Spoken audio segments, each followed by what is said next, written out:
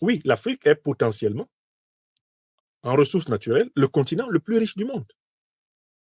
En ressources démographiques, l'Afrique est le continent le plus puissant en potentiel du monde. Donc, les puissances néocolonialistes et impérialistes, occidentales et moyen-orientales, ont prévu de ne pas laisser l'Afrique respirer. Quand vous entendez certains de leurs dirigeants dire l'Afrique est l'avenir de l'Europe, ce qu'ils veulent dire par là, c'est nous ne laisserons jamais les Africains tranquilles.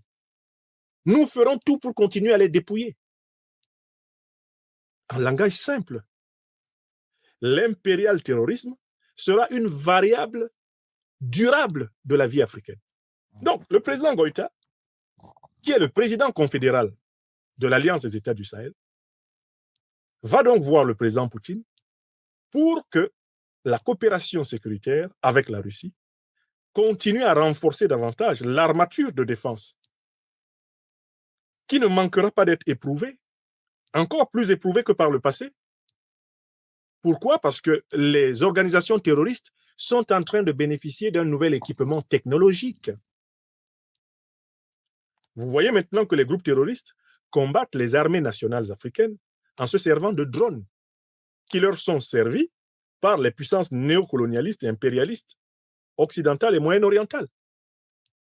Vous voyez maintenant que les organisations terroristes pourraient se retrouver bientôt à la tête d'avions de guerre, en possession d'avions de guerre, pour attaquer l'Afrique. Oui. Les organisations terroristes détiennent aujourd'hui des armes de frappe à distance. Elles frappent avec des missiles. C'est-à-dire que les organisations terroristes sont en train d'être équipées comme des armées conventionnelles. Et c'est cela que le président Traoré avait appelé la guerre de haute intensité. Les organisations terroristes ne sont pas seulement dotées de mines antipersonnelles qu'elles sèment partout. Les organisations antiterroristes bénéficient d'un renseignement aérien, satellitaire.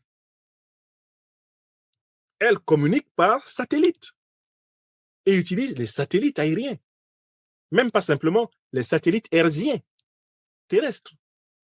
Les organisations terroristes sont en train d'atteindre la proximité du niveau d'équipement des armées nationales. Pourquoi? Parce que leurs parrains voient l'Afrique leur échapper.